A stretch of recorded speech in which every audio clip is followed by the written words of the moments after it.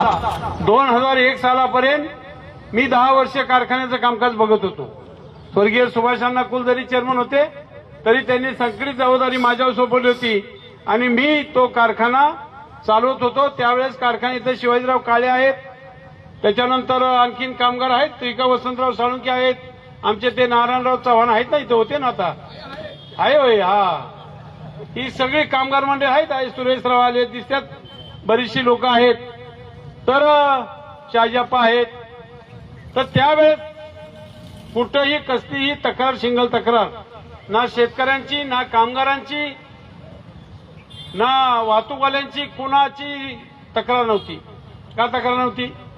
एक चांगलं काम झाल्यामुळं, स्वच्छ काम झाल्यामुळं, वेळेत पैसा ज्याला त्याला जात होता आणि तो वेळेत पैसा गेल्यामुळं कुणी सुद्धा तक्रार करत होते। 5 किलो साखर पार गावागावात तिकडे जाऊन मिळायची त्यांना, 5 किलो साखर। आज घी बी गेला आणि गाढवा बी गेला, काही राहिलं नाही। तुम्हाला सांगतो का, हे आमच्या नालायक वागण्यामुळे, आमच्या नालायक वागण्यामुळे।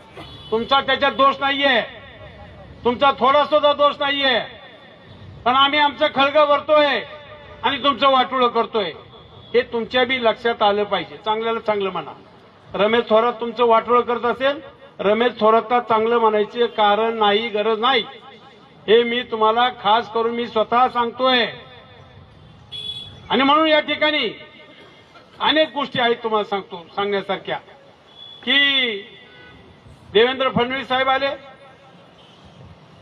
कारखाना मुळी टाकली आणि त्यांनी सांगितलं कारखान्याची परिस्थिती थोडी नाजूक आहे, म्हणून 35 कोटी 90 लाख रुपये एनसीडीसी मार्फत जाहीर केले तिथं। आणि मग एक 35 कोटी 90 लाख आणि सखाराम बापू त्यांनी 2601 काटा पेमेंट देणार। काय 2601? आता बघा माणसं कशी भालतात गाजराला। आता मी बी तेवढ्यात असलाच आहे, मी तुमच्यासारखाच, मी बी भाळलो मी 300 टन ऊस घातला कुठं, भीमा पाटसला। मला वाटतं 2601 पेमेंट मिळते एकदम रोख, म्हणजे लय चांगली गोष्ट आहे। आणि कशाचं काय आहे, बापरे बापरे बापरे, मला 1800 रुपये मिळाला फक्त रेट, 1800 रुपये। म्हणजे अशा पद्धतीनं 35 कोटी 90 लाख घेतले आणि कारखानाच बंद केला। कारखाना चालू झाला नाही, 2-3 वर्ष कंटिन्यू कारखाना बंद का? पैसे गेले कुठं? ते वसंतरावनी खुलासा केला, पैसे कुठं कुठं गेले, ती 36 कोटी घेतलेले। आता त्याचे जवळजवळ 70 का काय कोटी रुपये, 70-75 कोटी व्याज झाले, व्याजासकट। आणि म्हणून 1-2-4 डायरेक्टर मला भेटले होते, त्यांचे जुने, त्या आईला म्हणले आम्ही झक मारली म्हणले, कारण नसताना सह्या केल्या आणि ऍफिडेव्हिट करून दिलं म्हणले, आणि आम्ही जामीनदार झालोय म्हणले, आणि आम्हाला तर नोटीस आल्यात। त्यांनी नोटीस बी दाखवली की हा बोजा तुमच्या प्रॉपर्टीवर चढवण्यात येईल, पण काही थोडा येईल का होतो? 20-21 डायरेक्टर आहेत ना, 21 डायरेक्टर म्हणजे 80 कोटी मानल्या बघा तुम्ही, 80 कोटी गुणिले 21, 4-5 कोटी एकाच्या खात्यावर येईल, 4 कोटी काय, हा, तर सगळं 80 कोटी येणार आणि सगळ्या प्रॉपर्टीचा निलाव करून ते 80 कोटी तुम्हाला सांगतो भरावं लागतील। आणि म्हणून आता काय काय डायरेक्टर लय मनात शिवाय घालतात, भयंकर शिवाय घालतात, परंतु आता आपल्याला काय त्याच्याशी घेणं देणं नाहीये। एक तुम्हाला सांगतो, आत्ताच मागच्या 1 महिन्यापूर्वी नगर जिल्हा बँकेची मुदत संपली।